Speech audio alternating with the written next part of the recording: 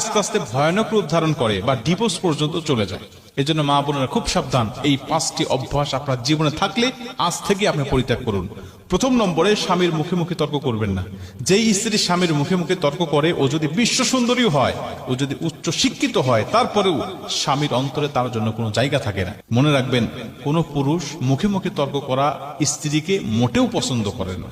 আর যদি কোনো স্ত্রী কালো হয়, কুচ্ছিত হয়, কিন্তু সে মুখে মুখে তর্ক করে না, স্বামী যেটা বলে সেটাই মেনে নেয়, স্বামীর আনুগত্য করে, ওই স্ত্রীর জায়গা স্বামীর কলিজার মধ্যে থাকে। এজন্য স্বামীর মুখে মুখে তর্ক করা, স্ত্রীর প্রতি স্বামীর আকর্ষণ কমে যায়, মহাব্বত কমে যায়, এটা করা যাবে না।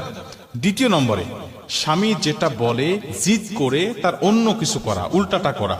স্বামী বলেছে ডানে যেতে হবে, আপনি বলছেন না আমাকে বামে যেতে হবে। স্বামী বলছে বামে যেতে হবে, আপনি ডানে চলে গিয়েছেন।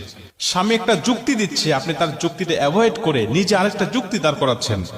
এইরকম ভাবে বিভিন্ন স্ত্রী যারা আছেন, তাদের প্রতি স্বামীর মহব্বত আস্তে আস্তে কমতে থাকে, এটা করা যাবে না। 3 নম্বরে, স্বামীর পছন্দের মূল্যায়ন না করা। স্বামী যদি কোনো বিষয় পছন্দ করে, আপনি তার বিষয়ে কোনো মূল্যায়ন করলেন না। আপনার জন্য একটা পোশাক নিয়ে আসছে, সে পছন্দ করে, আপনি বলছেন ধুর কি পোশাক নিয়ে আসছো, এটা কি কোনো মানুষ পরে? আপনি এমনও কোনো স্ত্রী আছে যারা স্বামীর বিষয়ে পছন্দ করা বিষয়গুলো, একটা পোশাক নিয়ে আসছে, ও আরো ফেরত দিতে বাধ্য করেছে, না এটা ফেরত দাও, অন্য একটা বিষয় নিয়ে আসো, ওই কালার আমার পছন্দ, ওই কালারটা নিয়ে আসো। স্বামী জীবনে আর কোনোদিন তার জন্য পছন্দ করে কোনো পোশাক নিয়ে আসবে না, এবং তার প্রতি মহব্বত আস্তে আস্তে কমতে থাকবে। 4 নম্বরে, স্বামীর পরিশ্রমকে মূল্যায়ন করা বা স্বামীর কর্মক্ষেত্রকে মূল্যায়ন না করা।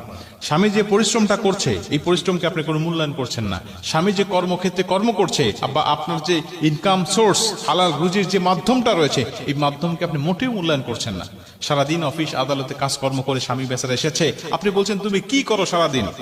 আমি সারাদিন আমার সংসারের মধ্যে কত কাজ করি, ছেলে মেয়েকে সামলাই, খাবার দাবার রান্না করি, কাপড় চোপড় ধরি, বিভিন্ন কাজকর্ম করে আমি তো একদম টায়ার্ড।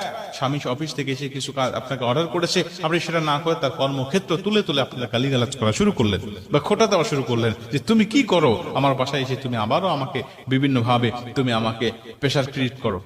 এভাবে আপনারা স্বামী কর্মক্ষেত্রকে কখনো অমূল্যায়ন করবেন না, মূল্যায়ন করা শেখেন। যদি অমূল্যায়ন করেন, তখন তার আস্তে আস্তে মনটা নষ্ট হয়ে যাবে, এক পর্যায়ে আপনার প্রতি তার মহব্বত আর ভালোবাসা থাকবে না।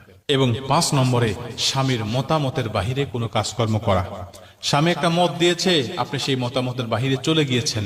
স্বামী একটা বিষয় আদেশ করেছে, আপনি সেই আদেশটা না করে আপনি অমান্য করেছেন। আল্লাহ রাসূল বলছেন, কোন স্ত্রীকে যদি আল্লাহ পাক মানুষকে সেজদা করা জায়েজ করত, তাহলে প্রতিটা স্ত্রীকে বলে দিত যেন তার স্বামীকে সেজদা করে। এটা আল্লাহ রাসূল এমনি এমনি বলেন নাই, কারণ সেজদা দেওয়া মানুষকে জায়েজ নাই। তাহলে নবী বললেন 5টি কারণে স্ত্রীর প্রতি স্বামীর মহব্বত কমে যায়, আকর্ষণ কমে যায়। ওই স্ত্রীর প্রতি স্বামীর কোনো মহব্বত থাকে না, ভালোবাসা থাকে না, এবং তার সংসারটা জাহান্নাম মনে হবে, এবং এই পরিণতিটা আস্তে আস্তে ভয়ানক রূপ ধারণ করে বা ডিভোর্স পর্যন্ত চলে যায়। এজন্য মা বোনেরা খুব সাবধান, এই 5টি অভ্যাস আপনার জীবনে থাকলে আজ থেকে আপনি পরিত্যাগ করুন।